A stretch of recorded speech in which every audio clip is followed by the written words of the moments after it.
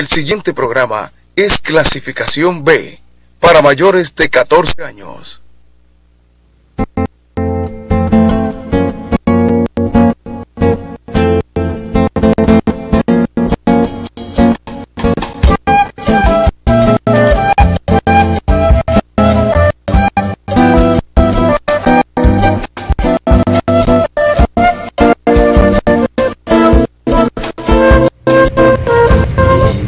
Saludos país, Alfonso Torres, soy yo aquí en su espacio Voz para el Cambio por Telecanal 28. Lunes, empezando una semana de muchas expectativas con los hermanos latinoamericanos, sobre todo el tema de Colombia. Por fin llega la paz a Colombia, o se inicia ese proceso después de un diálogo prolongado de casi 4 años en la ciudad de La Habana, Cuba.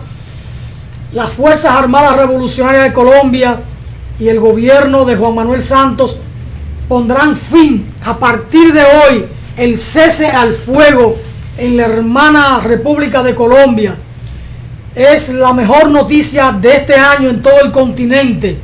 A nosotros nos alegra mucho que esto se haya producido. Colombia, un gran país, una gran nación, un gran pueblo, uno de los pueblos de mayor cultura en el continente y en el mundo, donde mejor se habla el idioma castellano en todo el continente. Una violencia política de más de 50 años, con la presencia de varios grupos guerrilleros, la presencia de los paramilitares, generadores de violencia, de crímenes, de asesinatos, de atracos, y con el tema del narcotráfico con todas sus implicaciones. Hoy se pone fin, por fin, a un conflicto armado. Por supuesto, con esto que se produce ahora en Colombia, no quiere decir que la violencia quedará erradicada, porque ¿qué va a pasar con el tema del narcotráfico o de los narcotraficantes? ¿Qué va a pasar con los paramilitares o con algún otro foco frente guerrillero que pudiera quedar por ahí? Yo no sé. Ahora, el país estaba dividido entre el gobierno formal, la estructura formal de la democracia, con su gobierno representativo, y la existencia de un poder paralelo, el que constituía la FARC, las Fuerzas Armadas Revolucionarias de Colombia. Y hoy, tanto el presidente Juan Manuel Santos como Timoncheco Jiménez, el jefe de la FARC, anuncian que a partir de hoy no habrá un tiro más, cese al fuego por ambas partes. Es la mejor noticia. Los comandantes y los guerrilleros todos pasan a la vida civil, y está planteado el tema de la dejación de las armas.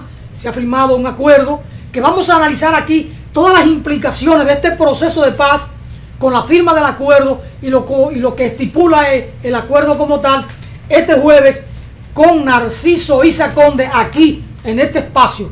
Vamos a tener todo el tiempo disponible para que Narciso nos ayude a comprender la historia de ese proceso de violencia en Colombia, de violencia política, que da surgimiento a la FARC, a esa guerrilla en Colombia, y qué ha pasado en estos más de 50 años, las características de ese proceso, y qué ocurrió a final de los 80, cuando se constituyó la Unión Patriótica, que era una expresión política de la fuerza guerrillera para encontrar el camino de las vías políticas para discutir la situación política de Colombia, y discutir, por supuesto, en el terreno electoral, el poder político en Colombia. Sin embargo, las fuerzas regulares políticas conservadoras de Colombia no lo permitieron, porque vino todo un proceso de aniquilamiento, de persecución y fusilamiento de los principales cuadros políticos de la Unión Patriótica. Ojalá y que esto no ocurra en estas circunstancias. Aquí conversamos con unos compañeros, con unos amigos colombianos, con Gustavo Rojas y con Carlos Donati, hace apenas unos días, una semana, en este espacio, e intentamos con ellos encontrar explicación, orientación, información sobre este proceso. Ambos dirigentes colombianos solidarios nos ayudaron a comprender un poco el fenómeno que está pasando hoy en Colombia. Así es que tenemos ahí el discurso de Timochenko, el jefe político-militar de la Fuerza Revolucionaria, las Fuerzas Armadas Revolucionarias de Colombia, ya anunciando y llamando a la guerrilla al cese al fuego, a no levantar más un arma para disparar contra otro hermano. Así que vamos a ver, señor director, las palabras de Timochenko. Al aire, señor director. A los soldados, a los marinos, pilotos de la Fuerza Aérea, policías y miembros de los organismos de seguridad e inteligencia del Estado, queremos manifestarle nuestra clara y definida vocación por la reconciliación. Las rivalidades y rencores deben quedar en el pasado. Hoy, más que nunca, lamentamos tanta muerte y dolor ocasionados por la guerra. Hoy, más que nunca, queremos abrazarnos como compatriotas y comenzar a trabajar unidos por la nueva Colombia. Se acabó la guerra. Convivamos como hermanos y hermanas. Que nunca más las armas de la República apunten sus cañones contra la gente de su pueblo. Que nunca más se requiera el alzamiento. ¡Viva la justicia social! ¡Que viva Colombia! ¡Que viva la paz! Muchas gracias.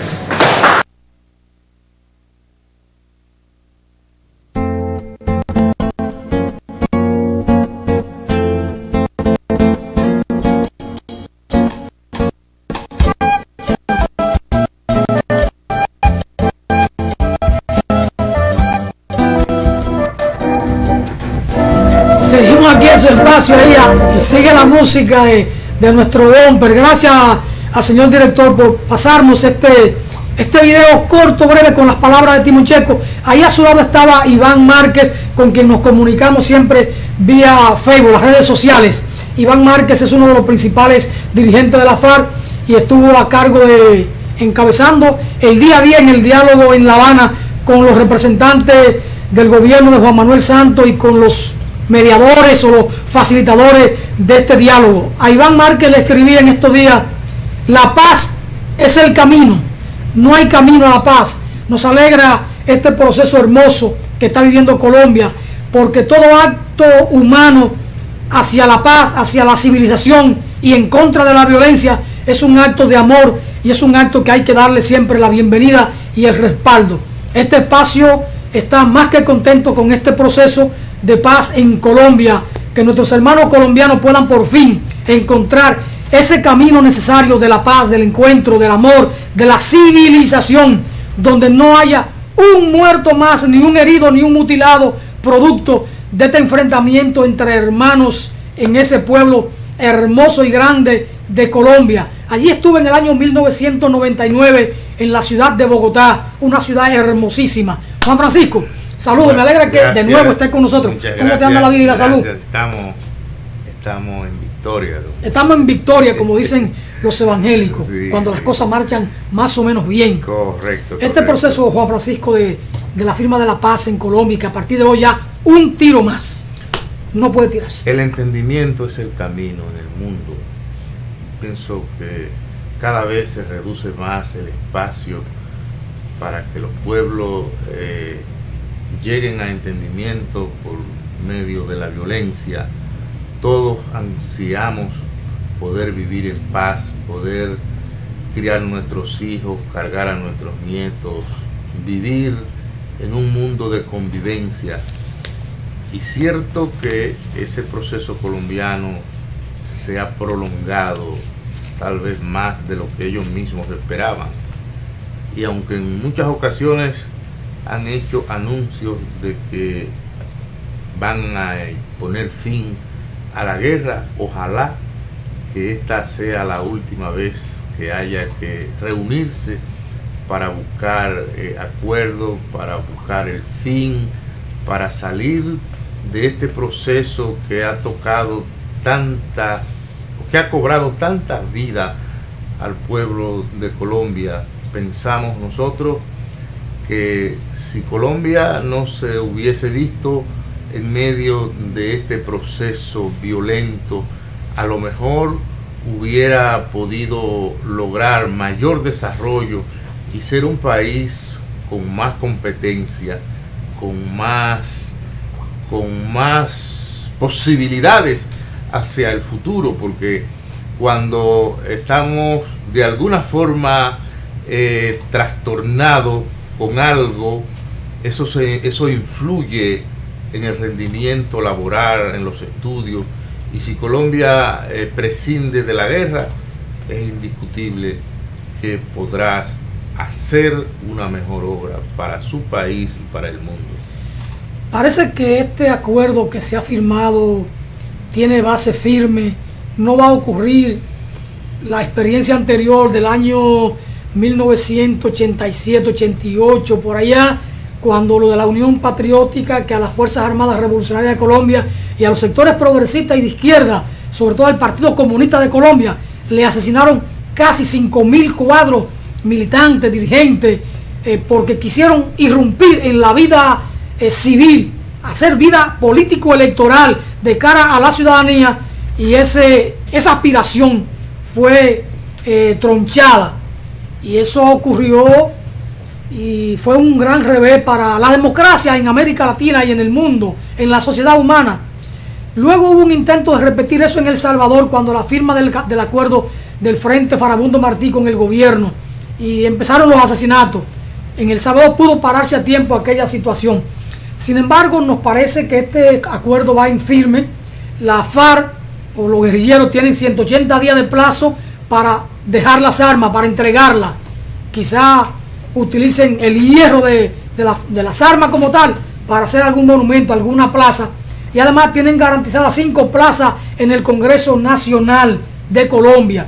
Así es que aquí hay sectores que han empezado a criticar, porque en República Dominicana hay gente para todo y para todas. Aquí hay una nacional española, comunicadora, su directora me parece del periódico El Diario Libre, Inés Aispun, que suelta fuego a cada momento contra todo lo que representan ideas de izquierda. Ella tiene derecho a tener sus ideas, por supuesto. Yo viajé con ella a Haití, sería en el año 2003, fuimos a Puerto Príncipe. Es una periodista, una comunicadora muy talentosa, de mucha capacidad, opuesta a este acuerdo, porque ella tilda a los guerrilleros de asesinos. Pero por Dios, igual tilda a Chávez, a Maduro y a los hermanos Castro en Cuba. Así no se puede construir la paz con ese discurso tan ácido, estimada y distinguida Inés. Pero bueno, es su derecho. Narciso Isa Conde, que ha estado siempre acompañando a la FARC en ese proceso y que ha estado en la montaña estuvo con Marulanda, con Tiro Fijo y con Reyes, el que mataron en el Ecuador, y con Timocheco, y fue a La Habana varias veces llamado por la guerrilla para acompañarlo en ese proceso de diálogo, para consultarlo. Tuvo algunos puntos críticos con el tema de la entrega de las armas. Sin embargo, parece que no era como Narciso lo veía, porque los acuerdos están ahí.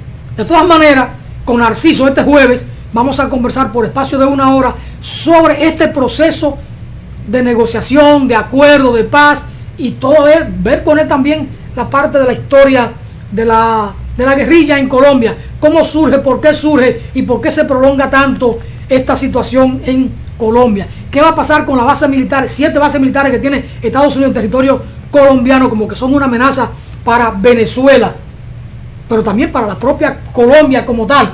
Son de las cosas, Juan Francisco de la Rosa. Vamos al país entonces. Bueno, Juan Francisco, el país se vio sacudido el fin de semana pasado con la muerte de Atuey de Can, un dirigente político de larga data, de muchos aportes a la construcción de la democracia, desde su punto de vista, de su perspectiva de análisis político, de participación militante en su Partido Revolucionario Dominicano con el líder Peña Gómez, y desde la juventud. Atuey fue uno de los líderes que encabezó la lucha por el medio millón en la Universidad Autónoma de Santo Domingo, y muchas veces arriesgó su vida en aras de construir una sociedad democrática en la República Dominicana. Una gran pérdida. Atuey fue un líder político al que siempre había que respetarlo aunque no se estuviese de acuerdo con él.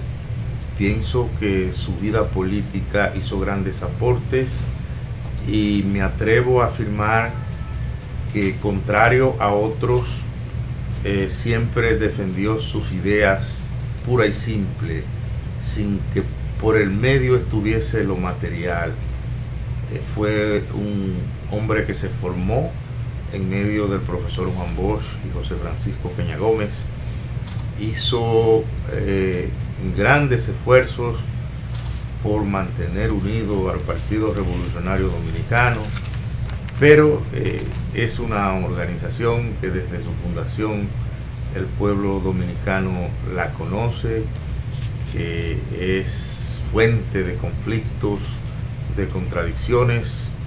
Y por ejemplo el Hoy de ayer editorializó y afirmó que Atuey de Cans murió con las botas puestas porque en la situación de salud en que se encontraba tuvo el valor de participar de manera limitada, pero participó en el pasado proceso electoral que se desarrolló en nuestro país. Y eso, la familia, los hijos, los nietos de este formidable dirigente Atuey de Cans Jiménez deben estar satisfechos porque fue un hombre que le puso carácter, que le puso voluntad, determinación, le puso un sello a todas las jornadas políticas en las que participó. De manera que Voz para el Cambio lleva solidaridad,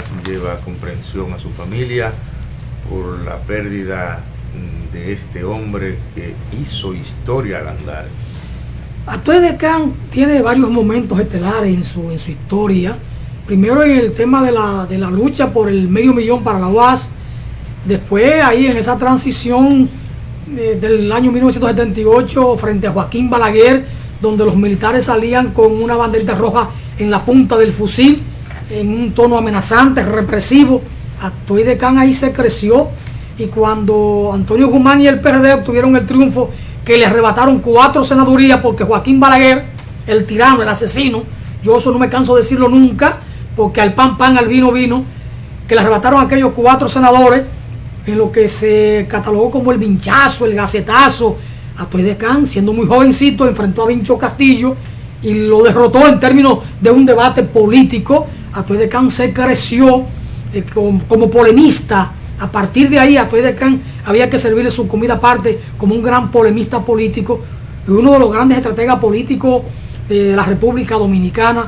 Yo siempre he dicho aquí que Atuey de Cans y Danilo Medina eran de los más grandes estrategas políticos que habíamos tenido aquí en los últimos 50 años. Después, como presidente de la Cámara de Diputados, hizo un gran trabajo de saneamiento de aquella Cámara.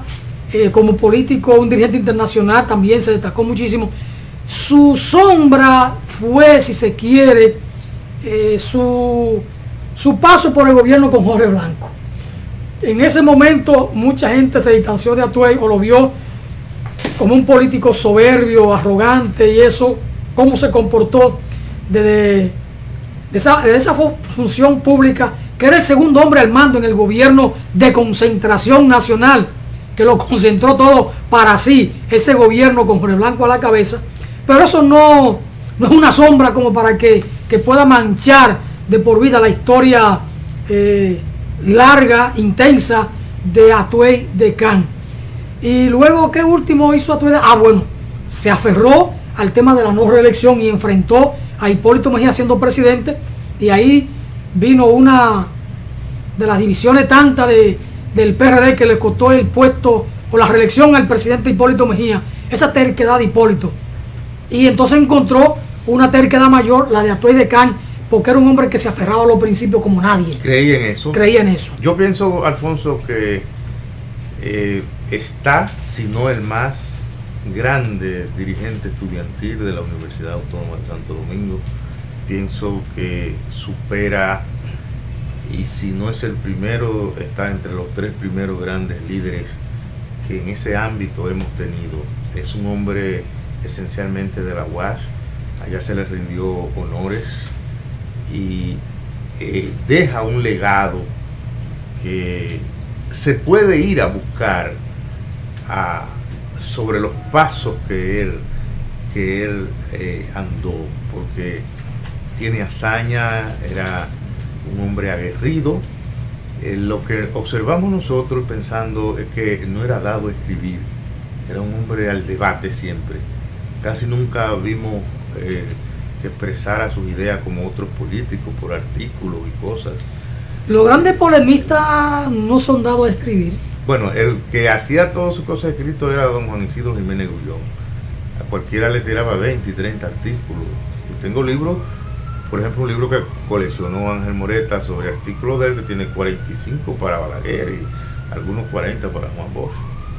Era un hombre de una cultura. Y para la izquierda, aquel trabajo de él sobre la falsa izquierda, eran artículos. Lo fue destilando en la prensa nacional. Sí. Un buen método, porque la gente lo va leyendo fresco en el día a día y no hay que esperar que termine una investigación y después encontrarse con un tomo de 300, 400 páginas. Bueno, la gente le va dando seguimiento a esto. Poco. Pero mire que Vincho Castillo, Atuey Descán y otros grandes polemistas no escriben. No. Bueno, excepcionalmente a veces vemos algún artículo de Vincho en la prensa, sí, pero no. Excepcionalmente, te lo pero digo. No con esa rigurosidad como lo hacía Jiménez Grullón. Observe que Andrés L. Mateo, una de las plumas más gloriosas de los últimos 50 años en la República Dominicana, no es muy dado así a intervenir, aunque ahora está interviniendo en la radio, creo que por la Z está interviniendo, pero es un hombre sobre todo de la escritura. En estos días escribió uno titulado Adiós muchachos, porque él está enfrentado con esa gente del poder. Yo pienso que ese es el que más se aproxima a Jiménez Grullón en el orden combativo de la pluma. Así es. Sí, Andrés L. Mateo es muy combativo, pero desde la pluma sobre todo. Sí, correcto. Porque es un hombre de la escritura. Aunque ahora está haciendo uso de la palabra hablada. Sí. Y yo pienso que es un privilegio escuchar una voz independiente, porque no le conozco ninguna afiliación a un dominicano que se siente inconforme y dice lo que piensa. Y en nuestra vida personal siempre hemos añorado estudiar la biografía, el pensamiento de los hombres que han vivido en el filo de la navaja. Bueno, usted y yo no tuvimos el privilegio de conocer y de oír a don Américo Lugo, pero bueno, estamos en este tiempo. Pero estamos en este tiempo escuchando siempre a don Andrés L. Mateo. Juan Francisco, vayamos al país. Mire, el presidente suyo, aunque a usted no le gusta esas cosas, pero usted es un hombre que nació y se crió en Pandilla de San Juan de la Maguana, y Danilo Medina por allá, por Juan de Herrera era Arroyo Cano, es su presidente de San Juan de la Maguana, aunque usted no lo quiera admitir, pero es así, como usted tiene su senador también. No, pero son cosas distintas, porque hubo una persona que yo lo confundí pensando que era de San Juan, y como dice el pueblo, me ignoró y me asquerosió. Entonces yo le dije, bueno, pero si el doctor Pollo Herrera es de allá y el presidente Danilo Medina también, ¿cuál es el problema? Entonces se me fue del lado callado cuando yo le puse esa difícil, porque hay gente que privan en pecho alto. Y usted pensó que era sanjuanero y se lo dijo y se sintió ofendido. Sí, se sintió ofendido. Entonces yo le puse 2 ejemplos y se me fue del lado rápido, porque yo pienso que cada cual en su vertiente ha podido crecer, y hasta este momento nosotros impugnamos cosas del gobierno, pero no al extremo de poderlo considerar un corrupto que compite a nivel internacional. No, si lo que iba a decir era otra cosa. Medina ayer, en una de esas visitas programada y preparada, que ellos llaman sorpresa, ellos le cambian en la definición a los conceptos, dice que quien deforeste el país irá preso. Pero eso hay que legislar para eso. No, pero hay una legislación. Está la ley de medio ambiente, la ley 6400. Hay una ley que tipifica cuáles son los delitos ambientales en la República Dominicana. Y lo que depredan los ríos también. Y sí, hacia allá voy. Tipifica los delitos ambientales y las sanciones. La ley de medio ambiente. Ahora, ¿quién depreda más? un gobernante que autoriza a una empresa multinacional a que acabe con una montaña, con una loma, o un simple campesino que pueda tumbar 2 árboles para hacer carbón? ¿Quién dio la concesión para la Barrigol? ¿Quién tiene en sus manos el tema de Loma Miranda? ¿Quién está trabajando ahora mismo con el tema de una minera hacia San Juan de la Maguana, que van a cortar la montaña con el supuesto de que van a hacer túneles para sacar los minerales debajo de la montaña? ¿Y después qué va a pasar? Hay un artículo de Narciso Izaconde de este domingo muy interesante al respecto, pero su hermano, el ministro de Minas, de Energía y Minas, y asesor del presidente en esa materia, y por supuesto Narciso no va a nombrar a su hermano, pero quien sabe leer encuentra cuando él apunta hacia el hermano, cuando habla del presidente y sus asesores, se está refiriendo al hermano. Claro, pero de esas cosas yo no hablaba con Narciso aquí el jueves. Tengo informaciones de que ellos dos tienen excelentes relaciones familiares. ¿Por qué no tocan el tema político? No. Y una vez lo llevaron a un programa los dos, que yo lo vi. Uno lo presentaban como ministro del gobierno y Narciso se identificó como ministro de Loma Miranda, de esa... Sí, cuando su santa madre estaba viva, ellos iban todos los domingos de su madre, toda la familia. Ellos son 2 hermanos solamente. Los 2 hermanos que se encontraban donde la madre, ahí compartían anécdotas, la comida, el café, el jugo, los abrazos a su madre, una gran dama. Yo tuve el honor de conocerla y nunca tocaba. Alfonso, hay cosas que por lo menos no sé, que yo no logro entenderla, porque un hombre con una historia como la de Narciso, la de Izaconde, el ministro, un comandante de la Revolución de Abril, y más radical que Narciso. Después, mire, Tony Izaconde fue el jefe militar del Partido Comunista Dominicano. Yo no entiendo eso. El jefe del área militar. Eso parece... Pero se fue a Italia por allá a finales de los 60, estudió y allá para acá el hombre vino convertido en empresario. En términos de las ideas. Son de las cosas. Bueno. Pero también un hombre de vocación democrática. Sí, pero él fue de los fundadores de Participación Ciudadana. A él se le critica con mucha dureza ese desastre que hizo a partir del primer gobierno de Leonel la Fernández, privatización, aplicando la política neoliberal, abusó del poder y los recursos del Estado, los puso, como dice el pueblo, a precio de vaca muerta, y eso es imperdonable. Porque se lo mandó Leonel, pero él no tenía por qué aceptar eso. No, pero el hombre que se siente con decoro no acepta que lo instruyan para hacer cosas indebidas. Eso no tiene explicación. Y más él, que tiene tiene historia que Leonel no la tiene. Leonel fue un hombre que aprovechó una coyuntura y llegó. Hijo de una circunstancia. Yo pienso que el mérito de él era que estuvo próximo al profesor Juan Bosch, pero si uno lo analiza, Juan Bosch, él es un mortal igual que nosotros. Yo no sé dónde están sus aportes. Y engañaron a Juan Bosch porque lo llevaron ahí cuando Juan Bosch no tenía ya lucidez mental y lo llevaron a levantarle el brazo en aras de ellos, de ese grupo. Dicen que hay uno que es médico que fue quien le puso el tratamiento para que vos pudiera permanecer en ese acto. Ojalá que serán nuestros nietos que van a leer esa historia cuando se pueda escribir sin pasión, de una manera libre e independiente, porque estos muchachos le han salido muy caro a la nación.